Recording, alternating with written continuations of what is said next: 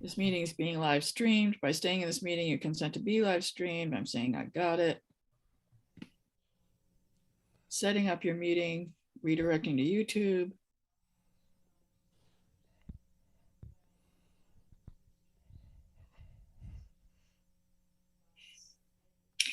This meeting is being live streamed. By staying in this meeting, you consent to be live streamed. I'm saying I got it. Setting up your meeting, redirecting to YouTube. Okay, now the screen that it launched, so it launched a little screen that shows you the YouTube output. What's You that? need to mute the audio on your YouTube monitor screen. So it launched a browser window. Okay, now the mute that audio. So what? How do I? It launched a little screen browser that shows you the YouTube output. Yeah. Turn down your sound a little bit on your YouTube monitor screen. So it launched a browser window. Okay, now the mute that audio. Close the browser window. Just close it. Your browser shows you the YouTube. Okay. All right. So that it's all you need. And just let me verify that you're actually streaming. You can leave this up.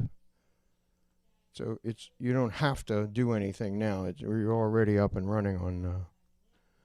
Oh, okay. On the YouTube live stream. So let me just look at it. Yeah, it's fine. It's fine. So okay. So yeah, you're working. Help me out with the audio and what I.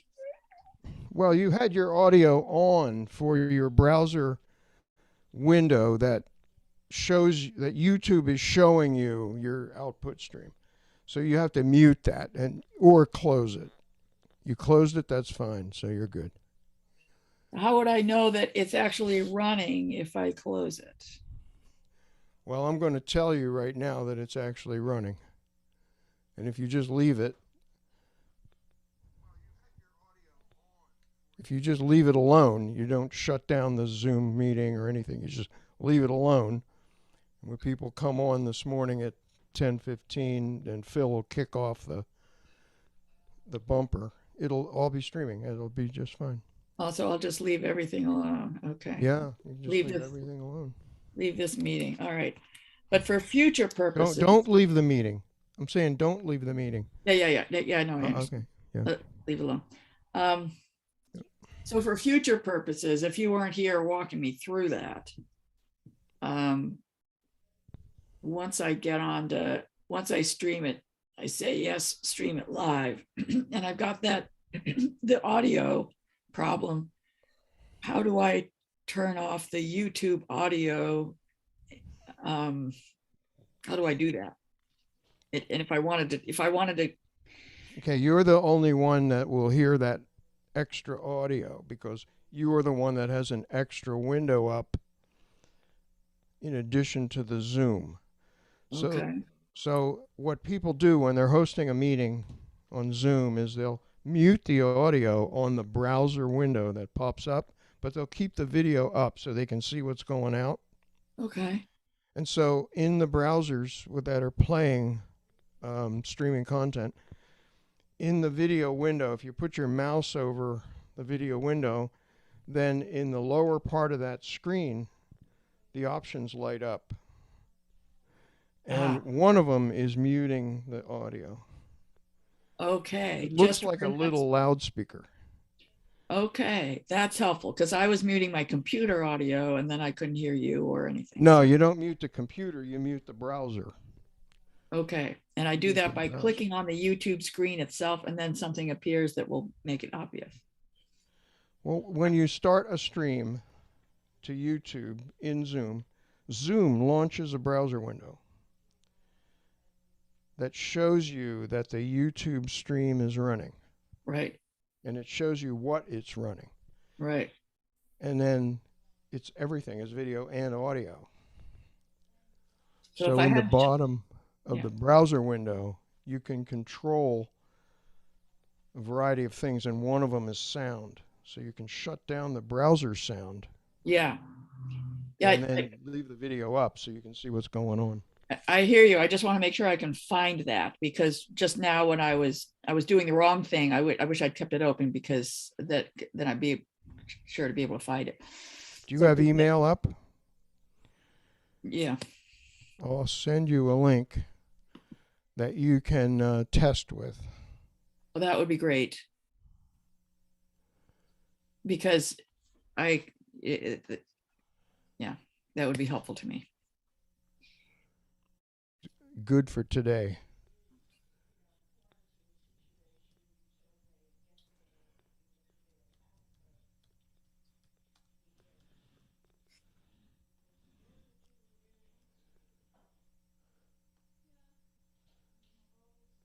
So this will get me back to the point. What you send me will get me back to the point that I would have been at. I will have a browser window that is the YouTube.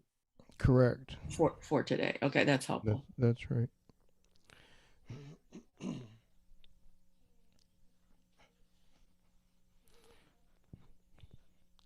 So I sent the email.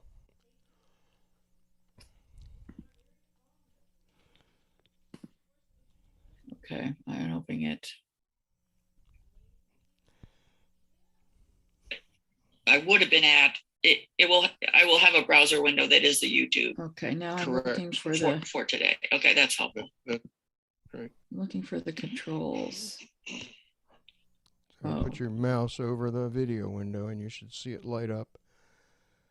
Okay. Control options. Okay, so it's a little sound speaker. And yeah. I made it. I put it on mute. Yeah, there you go. You're a rock star. There you go. I tell you what.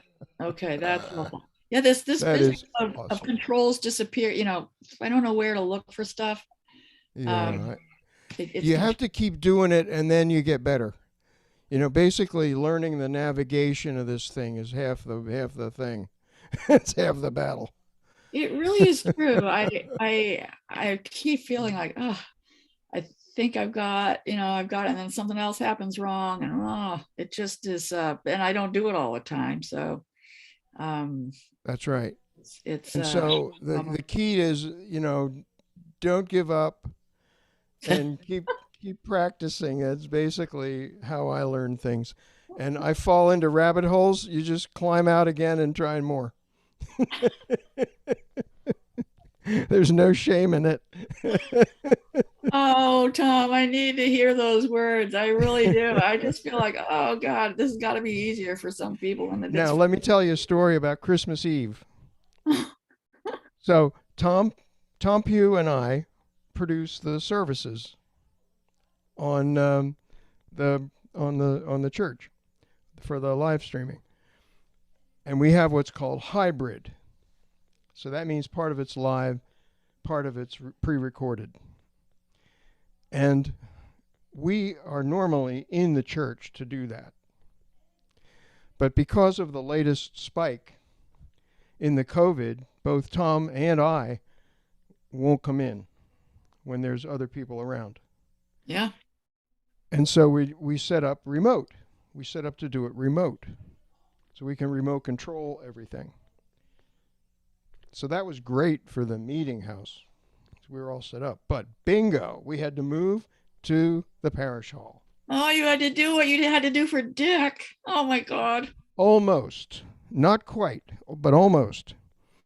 So what we did was I got a donor who donated a camera. So I installed the camera. So now we could remote control the camera. We didn't have to do what we did for Dick. Oh, wonderful. Wonderful. But the sound is manual. So the sound is still the old parish hall sound system, and I don't quite have enough money to buy the remote control one. So we had to do it manual. So I went in there when it was empty, and I set it up to what I thought the settings should be. And then I got out of there, a day ahead of the service. And so there we were, setting up and doing this. And Friday was the service.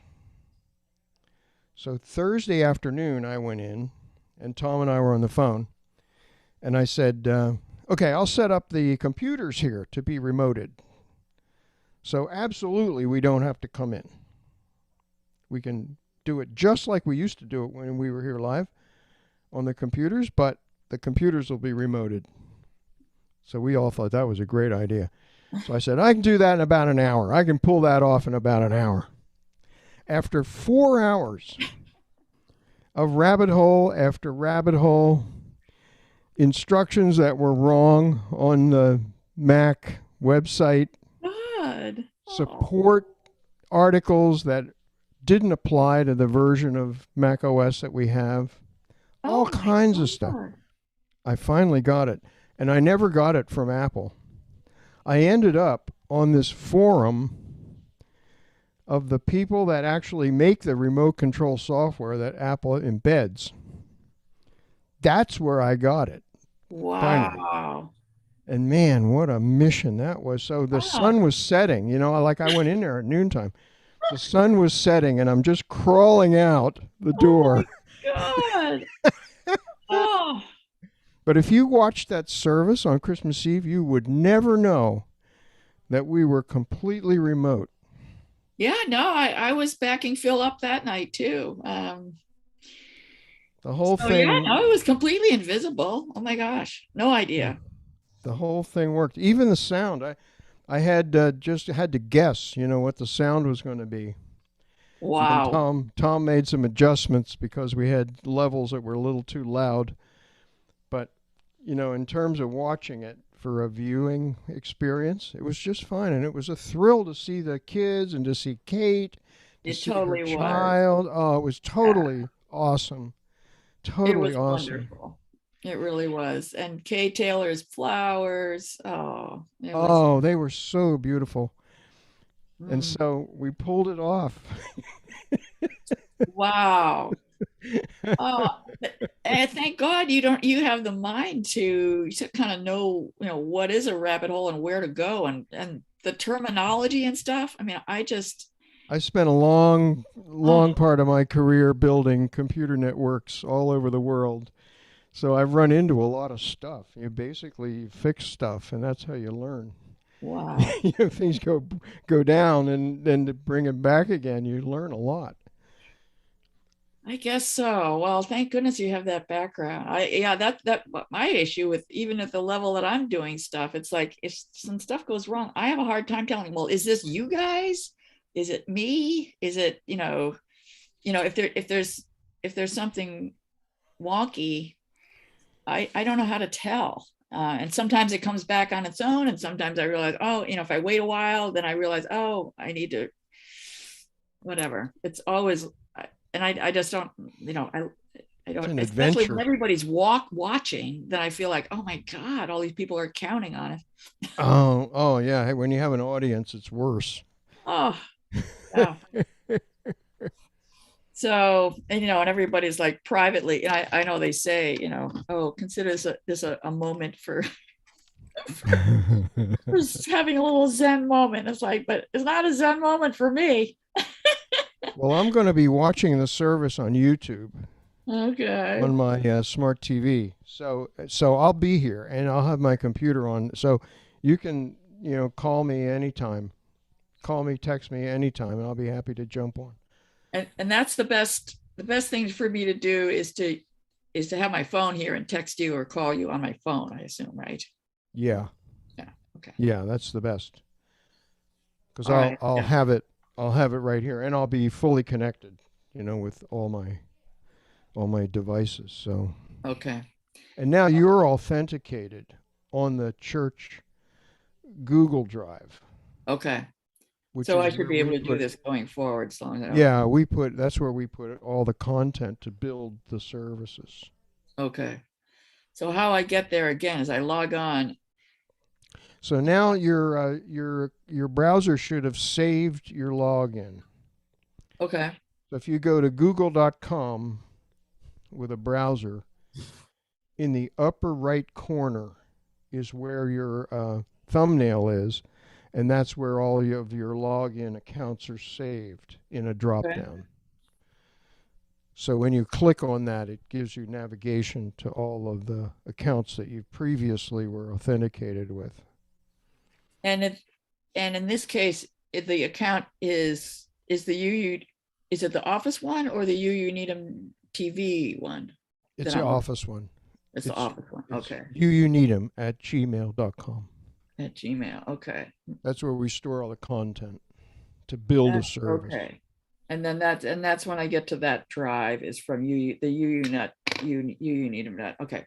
Because I'm always that's helpful to me actually, because I'm always like looking for the email that has the link that so if I know where they all are, that's helpful. Yeah, that's where all the files are, all the content files. And then when we stream, we have an entirely separate account that we stream from, and that's the UU Needham TV. That's the streaming account. Okay. It also has storage, but the storage is the services, is the church services. Okay. That's the storage. Okay. I think I saw that. Yeah. Okay. So those are all videos that you can get them if you're authenticated. You can go in there and download anything you want and do anything you want. But okay. We don't open it to the general congregation. Okay, that's no problem. All right, so that's the one that has TV in it, is the streaming. Yeah, that's right. That's the streaming account. And the other one is the storage account. You need them at Gmail is the storage account. Okay. Right. All right, I'll see if I can. There's a lot in the UU Needham. So like all of the look aheads for all the services that Reverend Katie's planned. Okay, good. So you can look ahead and you can get an idea of what she's got in mind for services going ahead, which Tom and I use all the time because we're trying to figure out what we're doing week by week. Yeah. Okay, good. Yeah. All right. And so this is Becky. Thank you. So I have one more question. I still mean to make some kind of a gift from to you and to the church. I just haven't gotten there yet after. Okay. So here's what's happening. Yeah.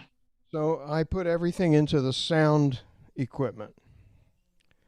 So when people make gifts like this, if they designate it for the sound equipment, that's going to help us improve our webcasting and so on. So I need $1,050 and I've raised 900 already. Oh. From all the people. So I'm $150 away. So if you wrote a check to the church for $150 and put very clearly in the memo line, okay, for the sound equipment for Tom G. Yep. And send that in, and Susanna will know what to do, and I'll be able to buy what I need for Parish Hall. Okay. Oh, totally. Well, that would be really awesome if you could do that. I greatly appreciate that. I was thinking of something like 500. What would that give you more? Is that helpful? That would be very helpful. Okay, that's what I'm going to do. If you did that, then that would be extremely helpful. Okay, that's all I'll do. And it's just so it's just making it out to the church with a clear memo line. That's right. Okay. And Susanna will allocate it to the sound equipment. Okay. Yeah. Awesome. Oh, you're so generous, and I thank you so much. Oh, you guys, it still makes me cry. You guys were just incredible, really. Well, we're so happy to do it. It's a labor of love, and we're so happy to be able to do it. It was such a wonderful service. It really was. It really was. It was very touching. Yeah. Well, I'm going to head over to the table here and get a little breakfast. That sounds good. Thank you so much. I really appreciate your time. Yeah, and you can just leave it run and it's streaming fine. And everything looks good. Yeah, I got to close all kinds of windows here. I got to make sure I don't close this window. Okay. Thanks again, call me anytime. All right. See ya. I'm going to leave now.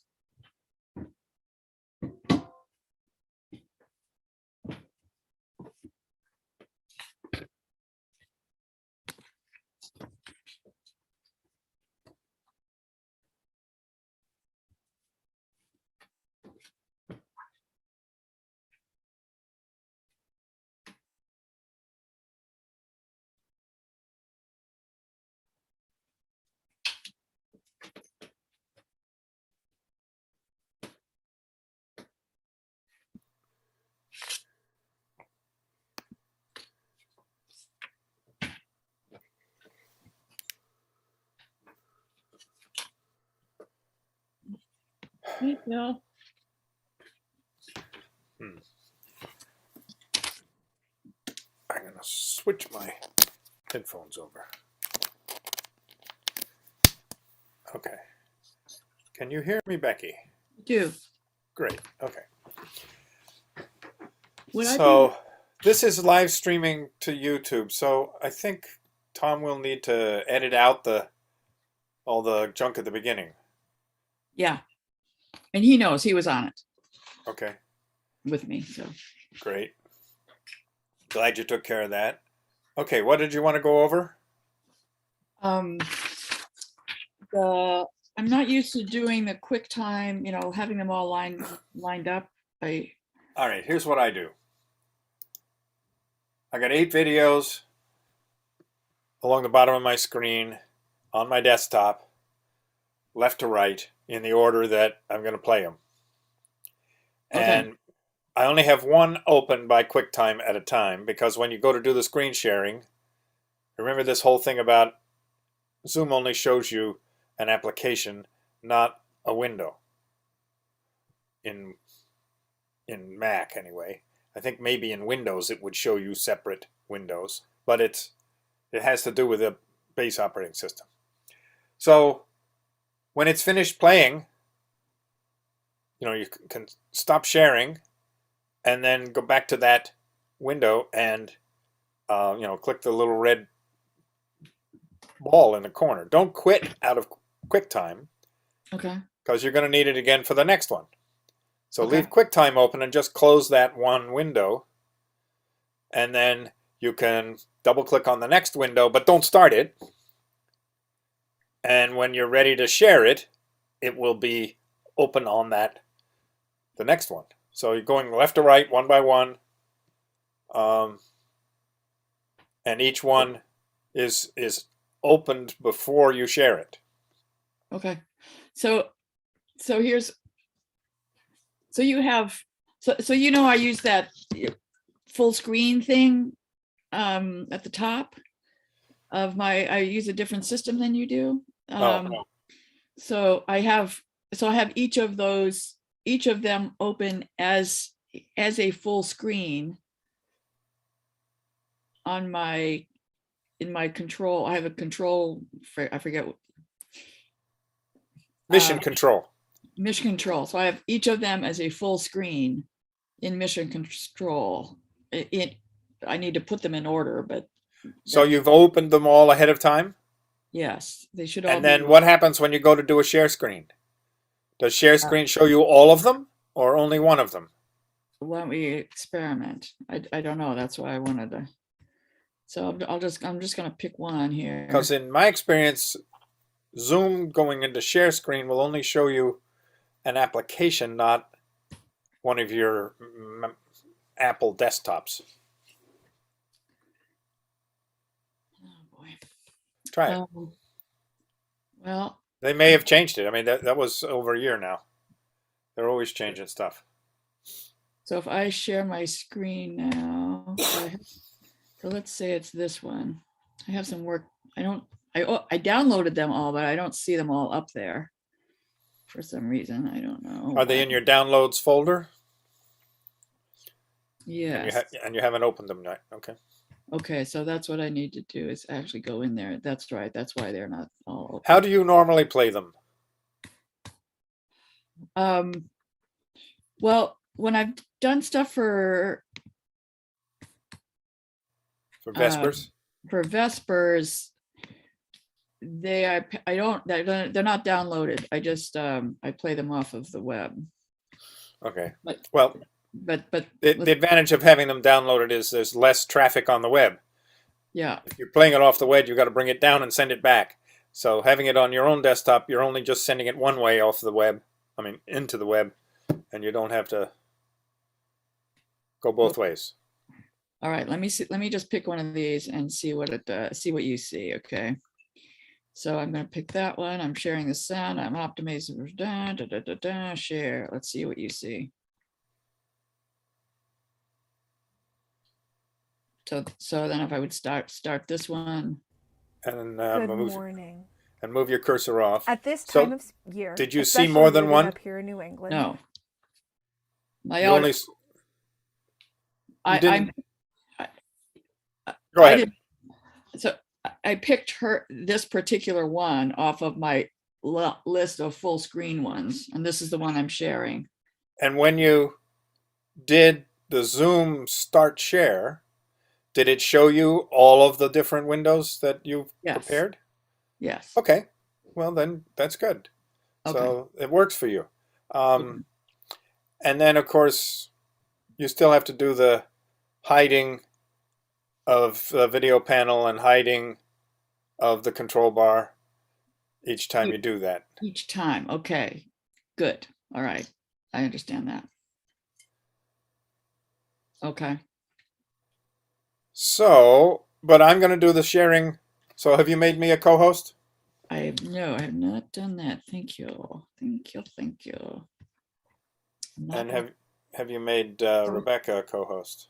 Is that who Craig Scholl is? Okay. Yeah, she's using her husband's account, I guess. Excellent. And Phil. Or maybe she'll come in under her own account, but I would not have knit Jackie yet. Let her sit out there until things are going. Totally. Trust me.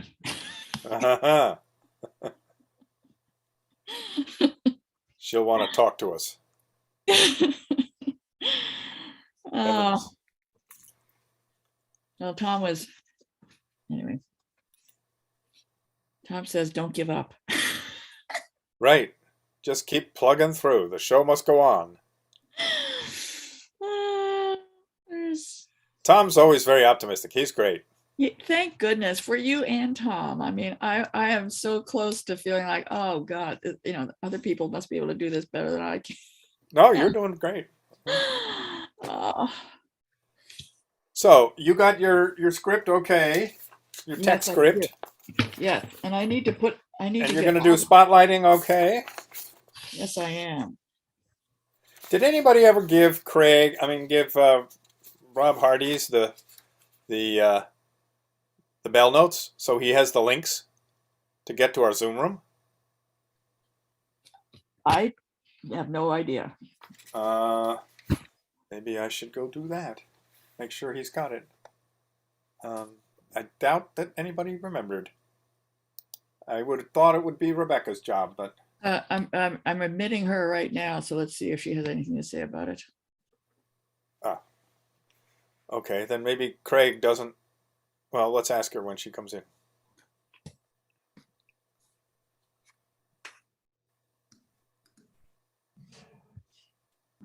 Good morning. What a cool background. Thank you. Well, it is the first of the 12 days of Christmas. Right. Wonderful. We've got a couple questions for you, Rebecca. Okay, first, could you make me a co-host, please? You got it. It's great. there. Somebody already did. Good. And you got Craig Scholl. That's Jackie signed in for Craig on Craig's account, and it does not need to be made co-host. Okay, Becky, you want to take care of that? Okay. The other question for Rebecca is, have you sent the bell notes or the link to Reverend Hardy's so he can actually get into our Zoom room? Yes, I sent him the link, and I texted with him earlier this week. So he has all of that information. And he knows we're starting at past? Yes, and he also we also agreed that we would meet in the room between 1/4 and 20 after. Great. Okay, it's time for me to start the share. The one thing that I noticed in the bell notes is they offered us this thing about greeting each other before the service starts, but that's not really useful if we're doing it through Zoom, right? It's only when it's a YouTube thing that we can also show separately. Otherwise, well, I suppose I could. You're saying. If I start sharing now the slideshow that runs for 15 minutes, that one video goes right through into the prelude. Right. And it'll go to everybody's screen. Yes. So should I turn the volume off so people can talk at the same time? Or do you want to show the bumper at all or no? I like it. It's got Christmas pictures in it this time. Yeah. Yeah, I would say go ahead and share it and just have the volume off. And let people talk over it. Yeah. Yeah. Okay. But I think people can go into gallery mode. I don't know if everybody can see it, but here we go. I'll start sharing. And there's Rob, so I'm going to admit him. Great.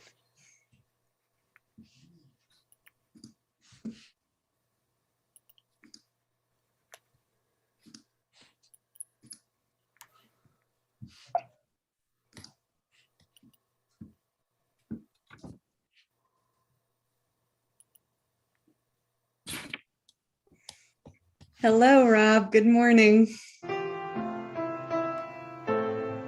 Well, volume down. Hang on just a second. How's that? Just a little bit? I would turn down slightly lower. Rob, this is our Zoom team. Becky Siebens on top is going to be our facilitator, and I will be the co-host, and Phil Lyons is my co-chair on the worship committee, and he also will be helping out. So hopefully between the three of us, we will be able to make the technology go smoothly for your service that we're looking forward to. Oh, you're muted, Rob. Oh, is everybody Good morning, muted? everyone. Good morning. Rob, do you have any questions before we begin? I don't think so. You know, Rebecca, you and I went through stuff earlier in the week, and that was really helpful. I guess I had a question. Will the lyrics be posted in the chat as we go through the lyrics to the hymns? How do people read the lyrics to the hymns? So, Becky, will you be posting those in the chat? Great. Thanks. Yeah. Thanks, Becky. Rebecca, I also want to let you know that I tested. I'm not feeling really well. I just heard at breakfast. I'm so sorry. Yeah, Mom just told me at breakfast, so I hope you feel better. I've tested positive for COVID, and your son and my son, and so right now, what I'm feeling a lot of. I'm really fatigued. Okay. So I feel I'm ready for this service. I'm not sure I can do the coffee hour though today. I think I need to crawl back into bed. You explain to people if you're comfortable with us doing so during social hour, unless you're planning on including it in your service. I'm not going to include it in the service, but you know, at the coffee hour, maybe you just say, Reverend Hardy's, let us know that he wasn't feeling well, and I will do that. Join us. Yeah. Thank you. No, my pleasure. Phil, we just lost, there. Your screen share still has the gray. Yeah, I keep getting the block about Jackie Shepherd. Can we open the waiting room and then I'd stop getting that? Yep. There we go.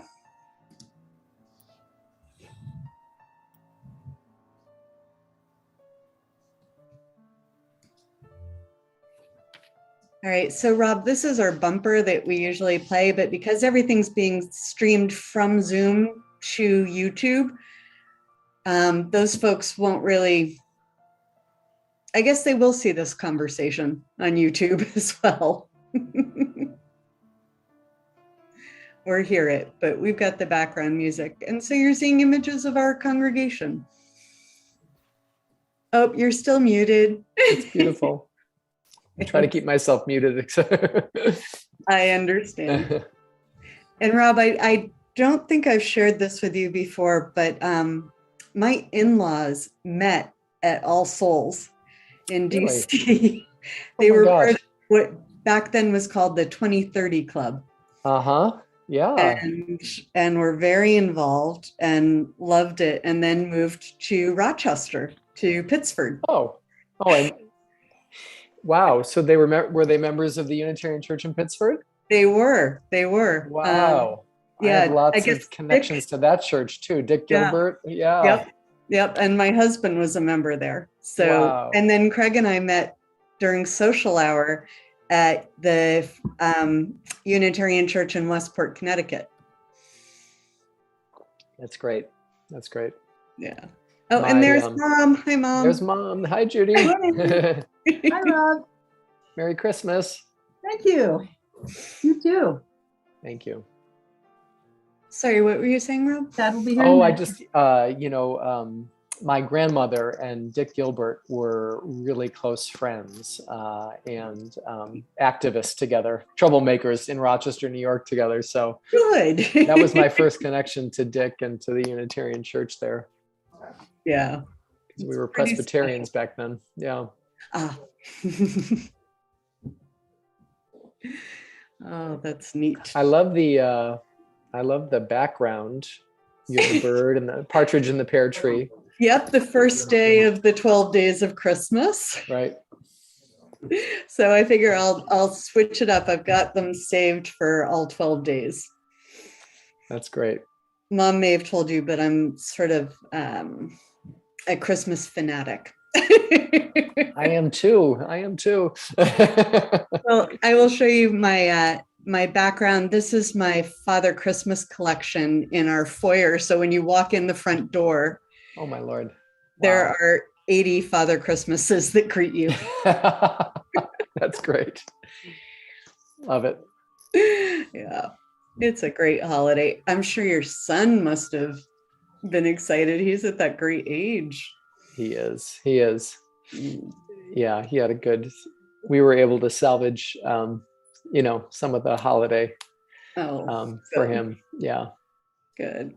And Phil, did you celebrate with your grandchildren? Only over Zoom. This was an unusual Christmas for us because our younger daughter, who just delivered in the middle of October, our second grandchild, came down with appendicitis on Christmas Day or Christmas Eve. Oh. So she was in the hospital on Christmas Day. And so we were Zooming with our older daughter and her son here out in Stowe.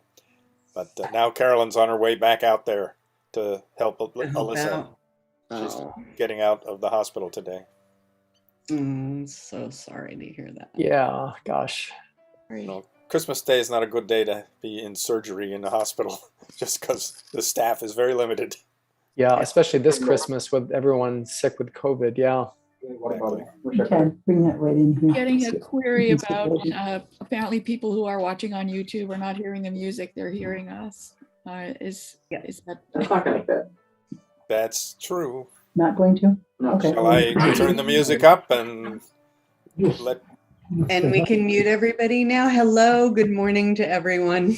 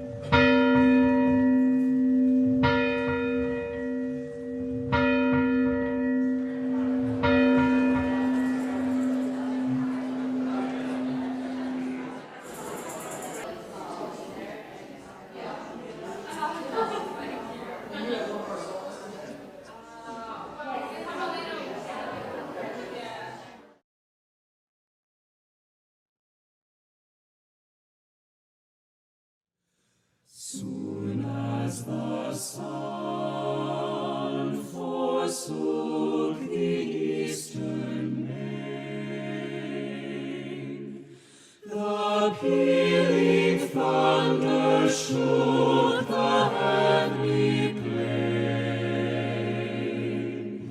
Majestic grandeur.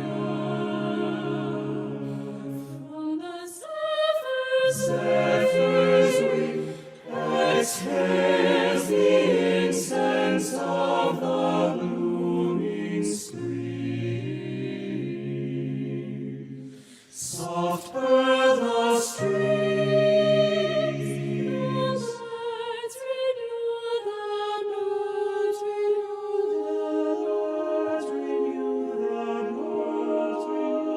the notes, and through the air their mingled music flows.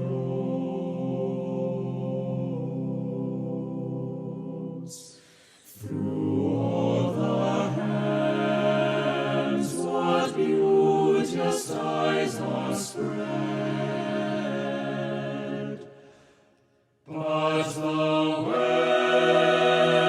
West glories in the deepest dread.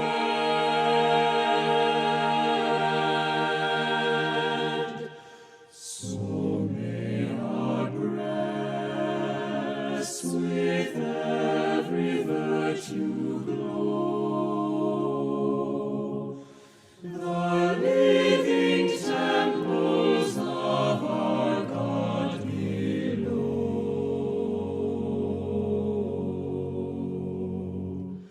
Filled with the praise of them who gives the light, and draws the sable curtains of the night. Let placid slumber soothe each weary mind.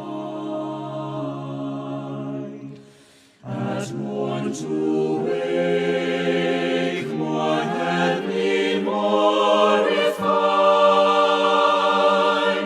so shall the labors of the day begin. More pure, more guarded from the snares of sin. Night's leaden scepter seals my drowsy eyes. Then cease my song till fair Aurora rise.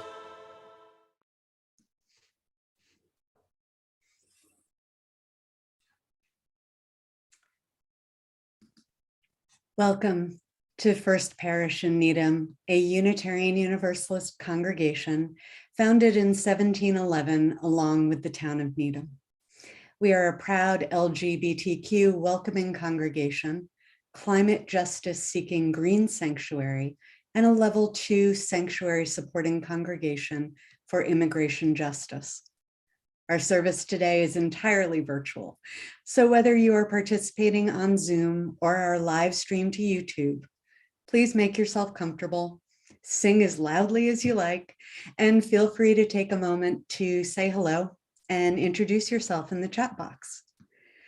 Our service being live streamed to YouTube means that we will be sharing our candles of joy and concern during this Zoom social hour following the meeting, so please feel free to stay or log into that. Whoever you are, whatever your background, and wherever you come from, you are welcome here. I'm Rebecca Keller-Scholl, and I am co-chair of the Worship Committee.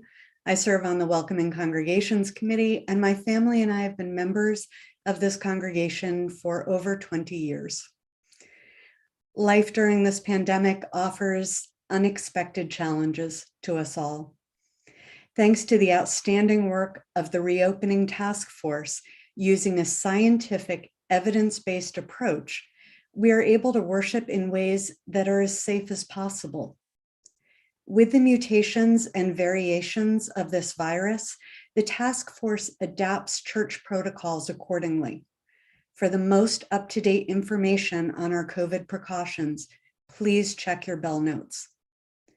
We hope all of you will plug into our Zoom gathering opportunities throughout the week, including the Zoom social hour right after this service. And you can learn more about all that's happening at First Parish by going to our website uuneedham.org, or by following us on Facebook or Instagram or YouTube. And to get Zoom links, learn about outdoor or hybrid religious education, to register for an in-person seat when we are having in-person services on Sundays, please sign up for our weekly email newsletter by going to the website and clicking Get Involved Newsletter, or by sending your request to office@uuneedham.org. Our sincere hope is that these services will offer connection opportunities, help keep us aware of the public health precautions required during the pandemic without losing much of the spiritual, emotional, and social closeness that we treasure in our faith community. Our guest minister today is the Reverend Dr. Robert M. Hardies, who currently serves as the minister of the UU Society on Martha's Vineyard. Rita Brown, who serves as the president of the parish committee at the Vineyard Church, says about Rob, he walks softly, speaks with love in his voice, and creates goodwill as he interacts with others. From 2001 to 2020, Rob was the senior minister of All Souls Church Unitarian in Washington, D.C., Unitarian Universalism's dynamic flagship church in the nation's capital. Rob lives in Washington with his husband and son. Welcome again to everyone. Good morning, and welcome, Rob. Thank you so much, Rebecca, for that kind introduction. And good morning, friends. As Rebecca said, I'm Rob Hardies, minister of the UU Society of Martha's Vineyard, coming to you this morning from my dining room in Washington, D.C. Welcome on this morning after Christmas. For those of you who celebrate Christmas, I pray that yours was safe, healthy, and happy. I know, though, that some of us are living with the disappointment of having had our holidays upended yet again by the pandemic. And I'm sorry if that was the case for you and your family. However this holiday season has been for you and yours, I'm glad that we can be together this morning. Our chalice lighting words come from the Reverend Andrew Pakula.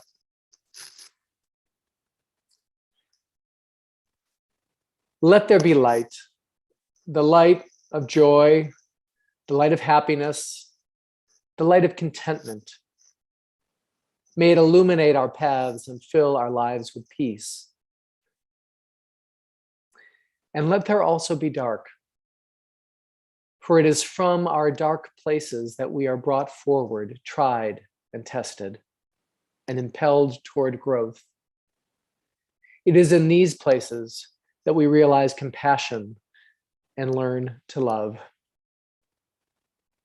So in thanksgiving for both the darkness and the light, we gather for worship this morning.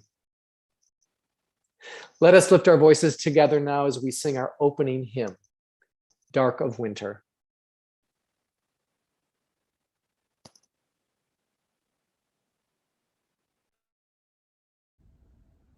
Your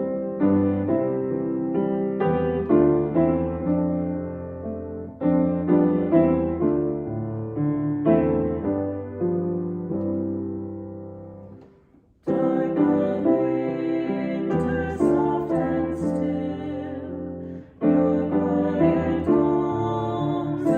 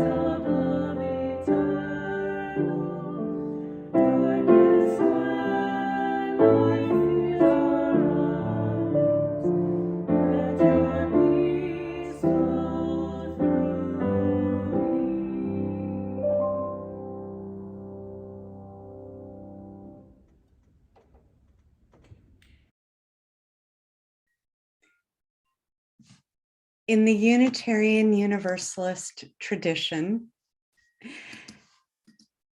the covenant is a set of promises the membership of a congregation strives to honor with one another out in the world and to put into action every day. Please say along with me the words of our parish covenant found on your screen. We gather. Oh, maybe they're not going to be on the screen, so we'll post them in the chat.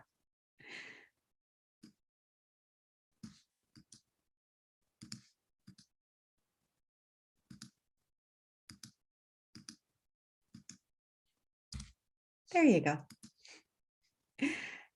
We gather as a loving community to encourage and comfort one another. We gather as a diverse community to support each other in our search for spiritual truth. We gather as a service community to live our beliefs through action and care for our world.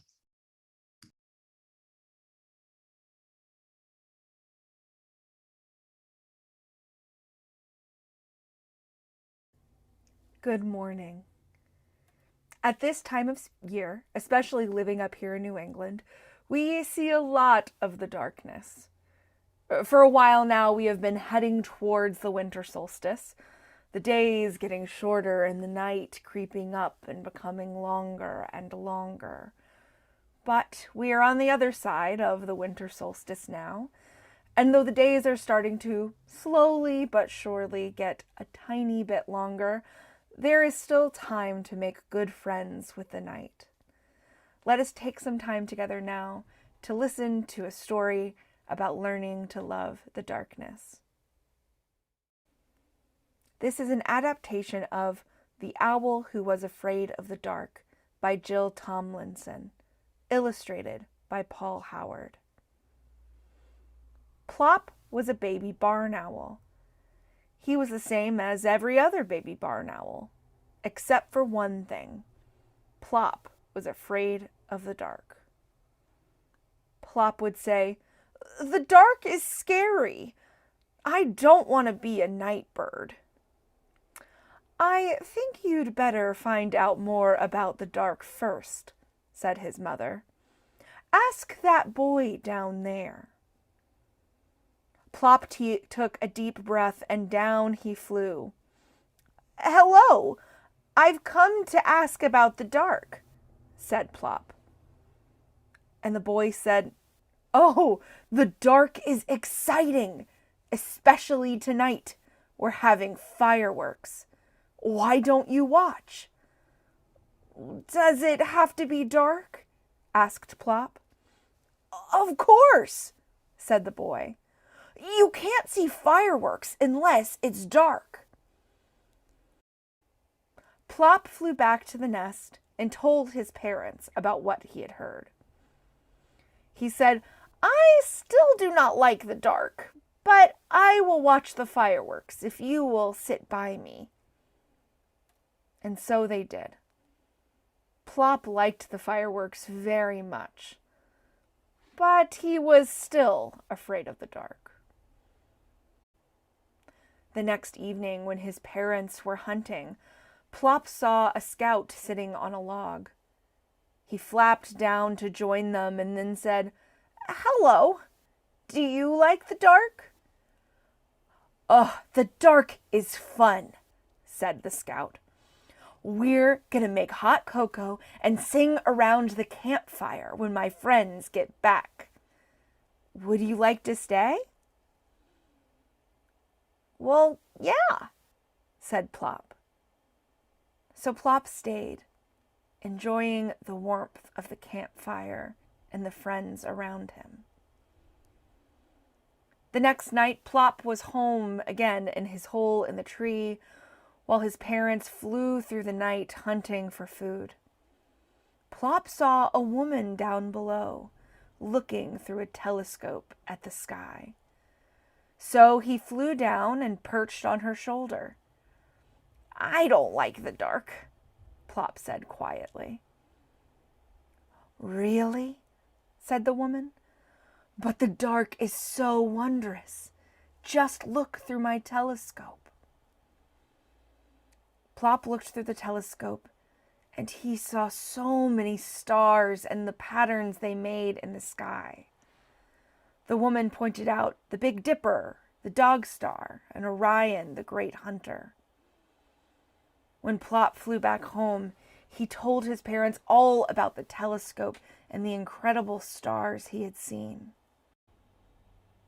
After another day of sleep, Plop woke up the next night eager to go and explore. He didn't want to wait. He might miss something.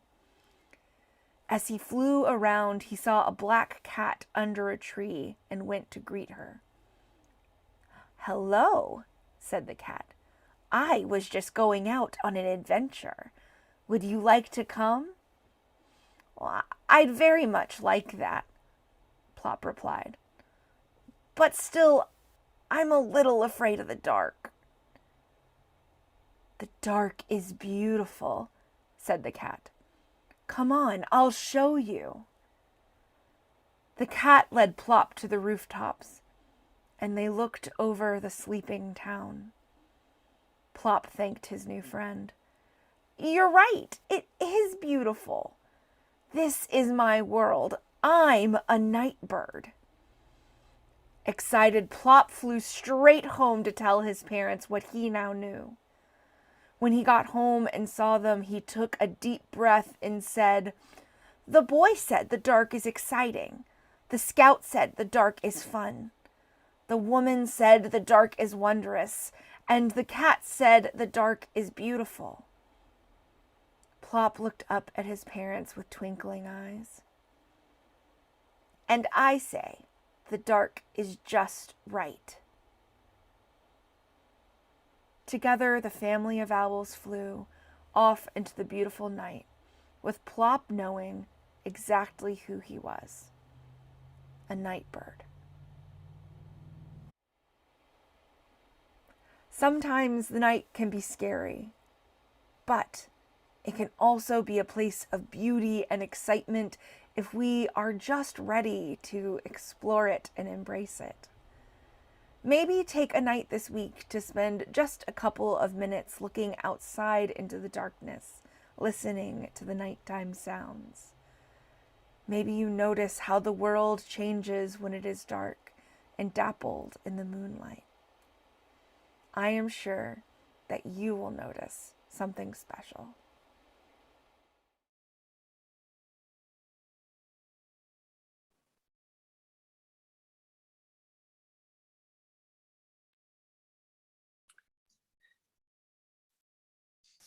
Thank you so much, Sarah, for that beautiful story.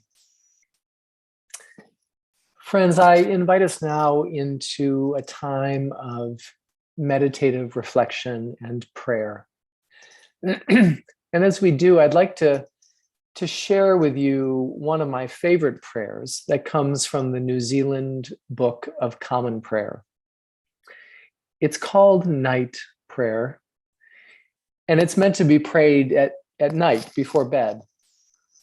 Yet I find that the prayer also speaks to my heart during this solstice week, as the year draws to a close and the nights are longest. So will you please join with me now in a spirit of meditation and prayer?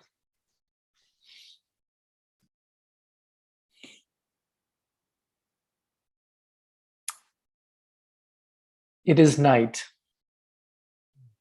The night is for stillness. Let us be still now in the presence of the holy.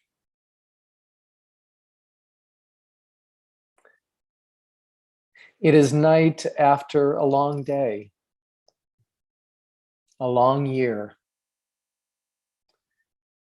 What has been done has been done. What has not been done has not been done. Let it be. The night is dark, so too is the winter. Let our fears of the darkness of the world and of our own lives rest in you. The night is quiet. Let the quietness of your peace enfold us, all dear to us, and all who have no peace. And the night heralds the dawn. Let us look expectantly to a new day, to a new year, bringing new joy and new possibility. Together we pray. Amen.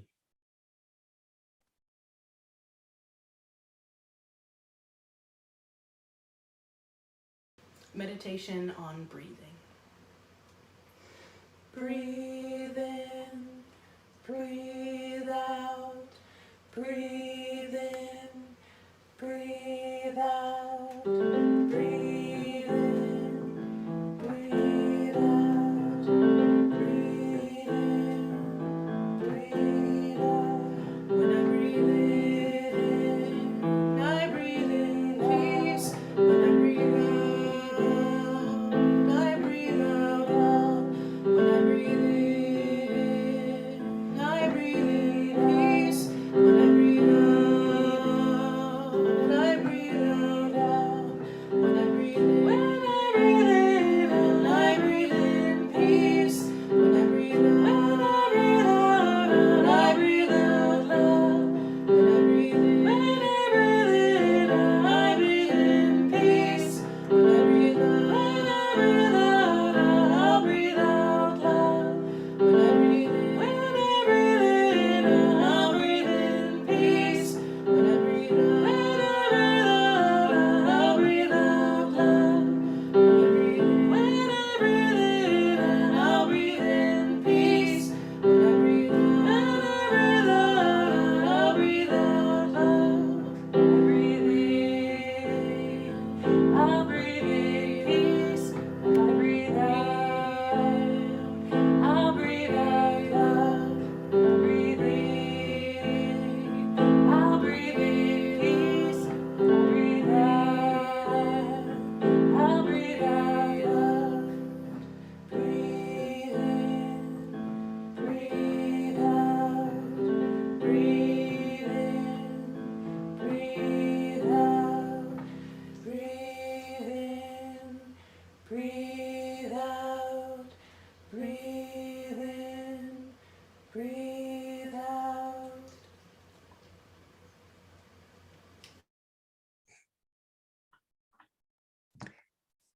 This month, our plate collection is shared equally between First Parish and Pathways Family Shelter in Framingham. Pathways provides a communal living space to local families who are homeless and assists in accessing permanent housing, healthcare, education, and social services. To give to today's plate collection, text the message UU Needham Plate, then the $ and the amount to the phone number 73256. To give toward this year's pledge, text UU Needham Pledge 22, again the $ and the amount to 73256. Or checks can be made out to First Parish in Needham with the memo line collection and mailed to 23 Dedham Ave, Needham, Mass. 02492. This information will also be posted in the chat.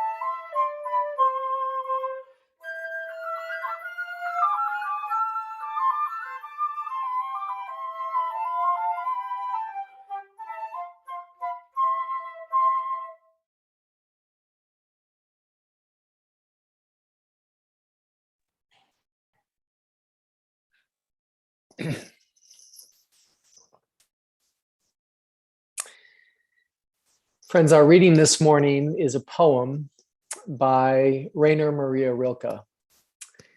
It's called You Darkness. You, darkness of whom I am born. I love you more than the flame that limits the world to the circle it illuminates and excludes all the rest. But the darkness embraces everything, shapes and shadows, creatures and me, people, nations, just as they are. It lets me imagine a great presence stirring beside me. I believe in the night.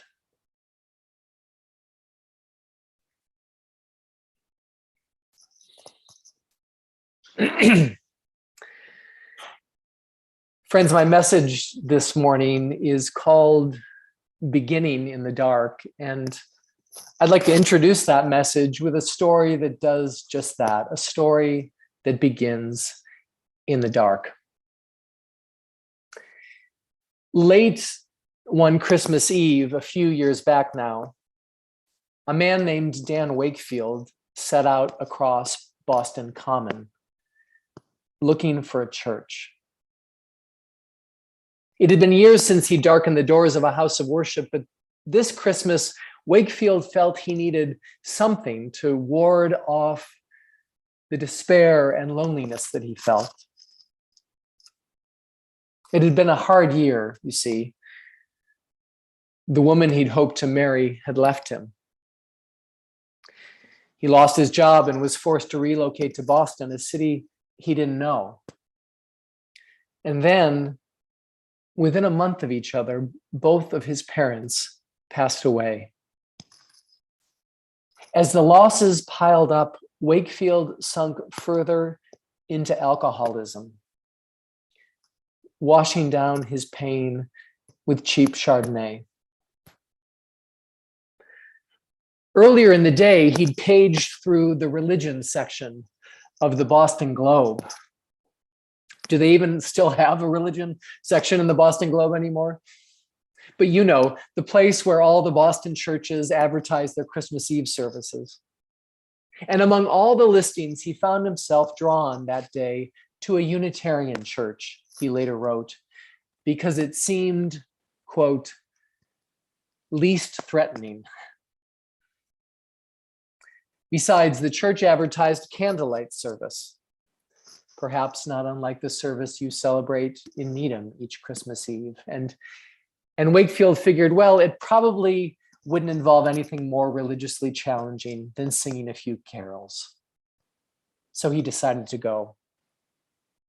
Wakefield showed up at the doors of King's Chapel in Boston, and hoping to go unnoticed, he waited outside until just after the 11 p.m. service began. And then, when the congregation was already a couple of verses into "O Come, All Ye Faithful," he quickly slipped into a pew all the way in the back corner of the sanctuary, underneath the balcony. Now, friends, over 20 years in ministry, I've learned to notice the folks who sit in the dark corners of the church on Christmas Eve, because it's often where the hurting people go. The preacher's homily that Christmas was about the wise men and about how they were the last ones to arrive at the manger.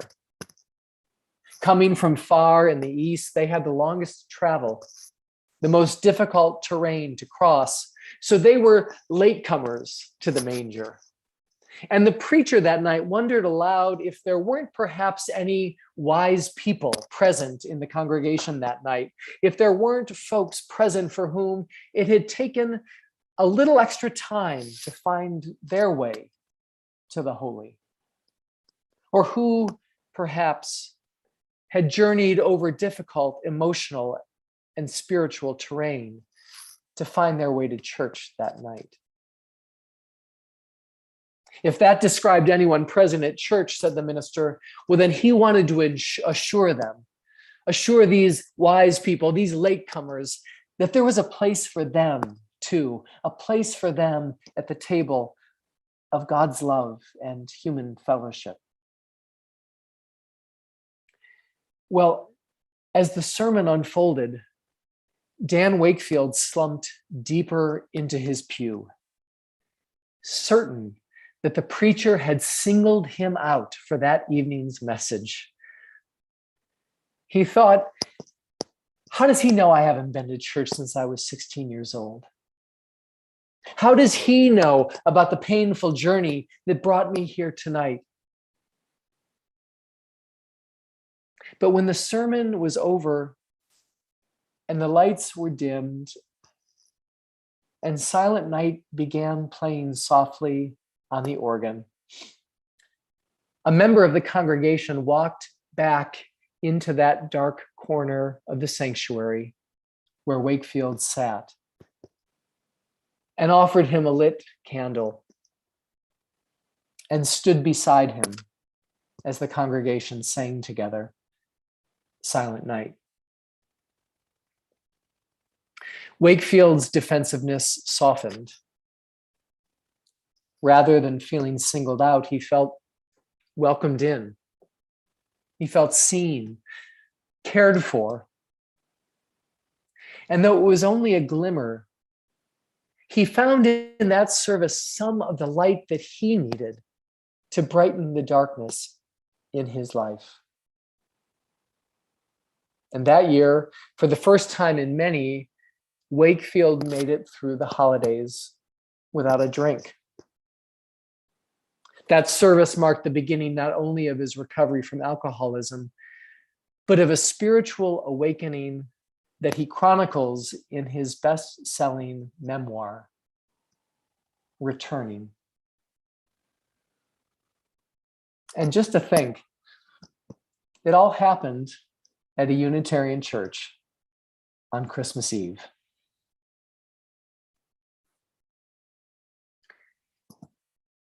You know, friends, it's the light that gets all the hype this time of year, right?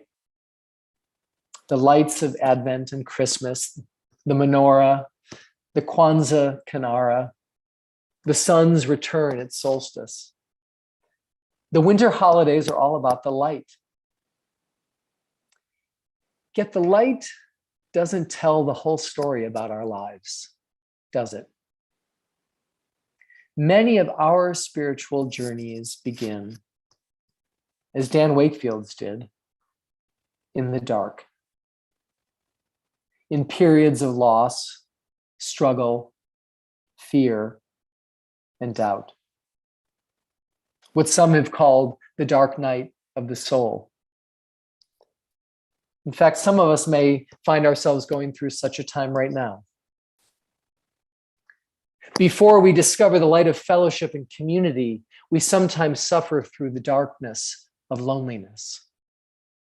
Before we discover the light of hope, we often wrestle with the dark of despair. Before we are illuminated by spiritual wisdom or insight, we often muddle through the dark of doubt and unknowing. Our journeys often begin in the dark. And so before we leave this holiday season behind, I invite us to reflect on the ways in which our own emotional and spiritual journeys have sometimes begun in the dark, and to even honor the gifts that we have received from the dark. Now, it's difficult, theologically fraught even, to speak of having received gifts from the struggles of our lives, because we don't want in any way to minimize or valorize or justify our pain or suffering. And unfortunately, so much of the conventional wisdom we receive when we're going through hard times, it does just that. Kate Bowler is a theologian at Duke University who for the last several years has struggled with a rare form of cancer. And she recently wrote a book about some of the well-meaning but unhelpful ways that people tried to comfort her and make meaning of her suffering. It's called Everything Happens for a Reason and Other Lies I've Loved. But just because it's fraught to make meaning of our struggle doesn't mean it's wrong. In fact, the lessons we carry forward with us from the dark, the meaning we make during these times, can be some of the most important spiritual work of our lives. Has that been true for you? For Dan Wakefield, for instance, it was his struggle with addiction and loss that helped him finally acknowledge that he needed help. It was his struggle that led him across the Boston Common on that cold Christmas Eve to seek the help he needed, the help of a higher power, the warm fellowship of a spiritual community. The darkness offered Wakefield a lesson in vulnerability and the importance of connection with others. This in turn opened up space in his heart for compassion for others and for their struggles. In fact, Wakefield spends much of his time these days helping other folks, including those in recovery, write about their own spiritual journeys. Journeys that often begin, like his did, in the dark.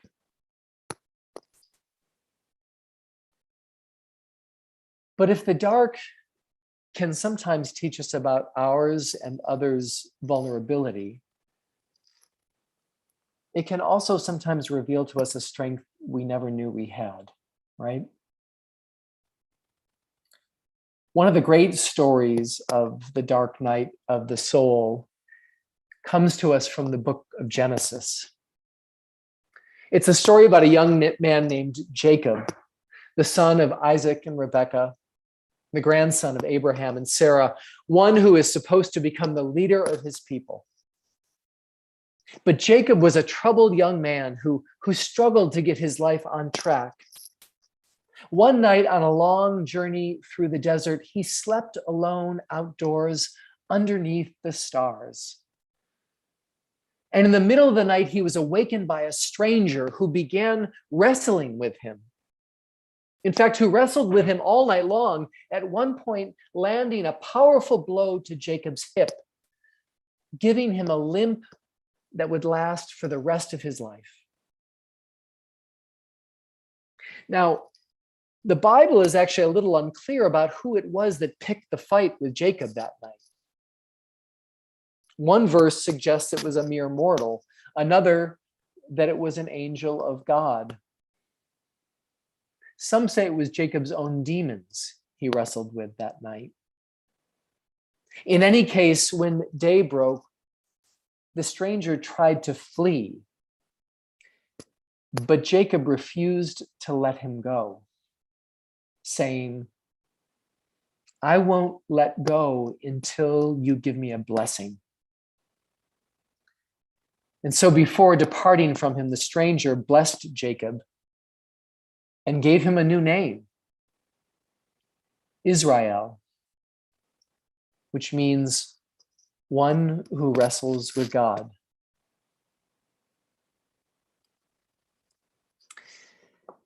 Now, I'll bet we all know the experience of waking in the middle of the night and wrestling with our demons. I'll bet many of us, like Jacob, still bear scars from our struggles in the dark. But perhaps we also discovered, as Jacob did, that we were stronger and more resilient than we thought we were. Perhaps we were surprised to find the strength we needed to walk on, limp and all. And perhaps we even found the courage to demand of the darkness a blessing, a new identity, a new name. It's these hard-won blessings, not the comfort of easy answers, that are the true gifts of the dark.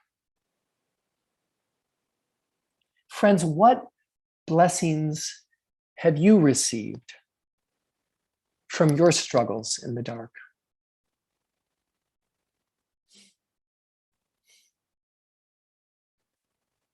Now, I want to close by adding that the darkness isn't only a site of struggle and doubt. It's also, of course, a place of respite, rest, and renewal. A refuge from the sometimes harsh light of living. A quiet place where we can listen for the still, small voice within. This is the darkness that we sang of in our opening hymn this morning, Dark of Winter. It's one of my favorite hymns in our hymnal. Dark of winter, soft and still, your quiet calm surrounds me. Let my thoughts go where they will, ease my mind profoundly. And then my soul may hear a voice, a still small voice of love eternal. Darkness, when my fears arise, let your peace flow through me.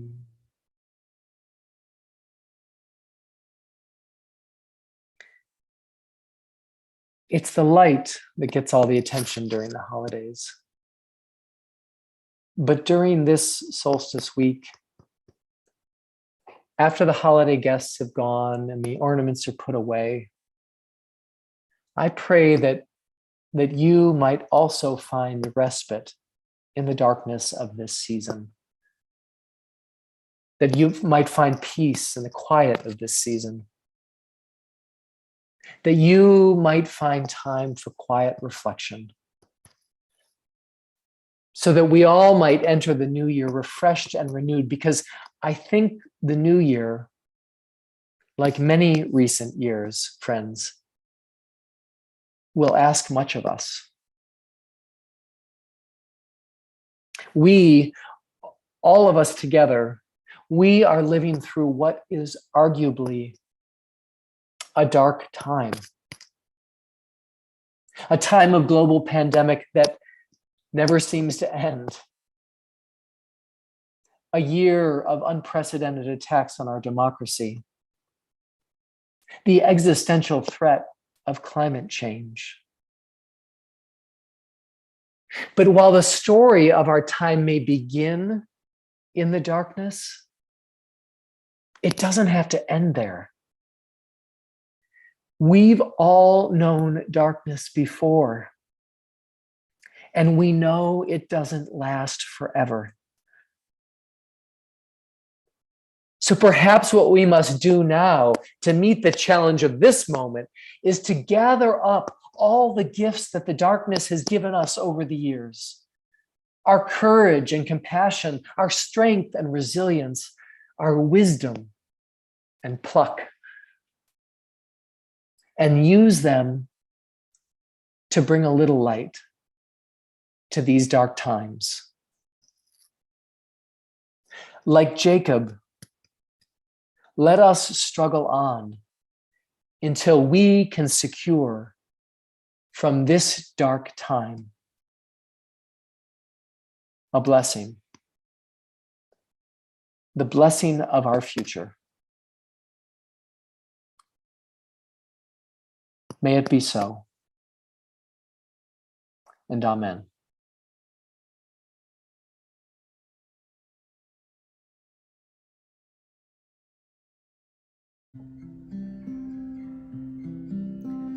Holy night, the stars are brightly shining. It is the night of our dear Savior's birth.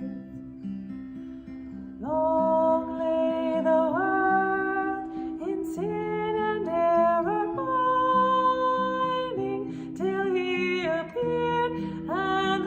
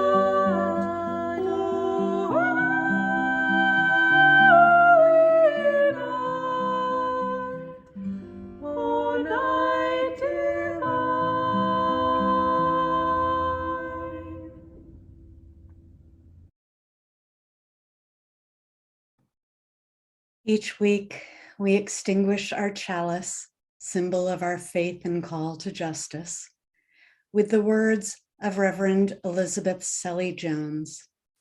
You will find these posted in the chat.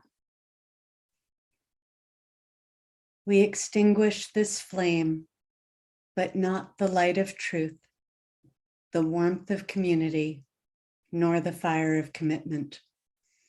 These we carry in our hearts until we are together again. And we hope we will be together again soon. Now, let us join our voices together in our closing hymn, Joyful is the Dark. Once again, the words will be posted in the chat.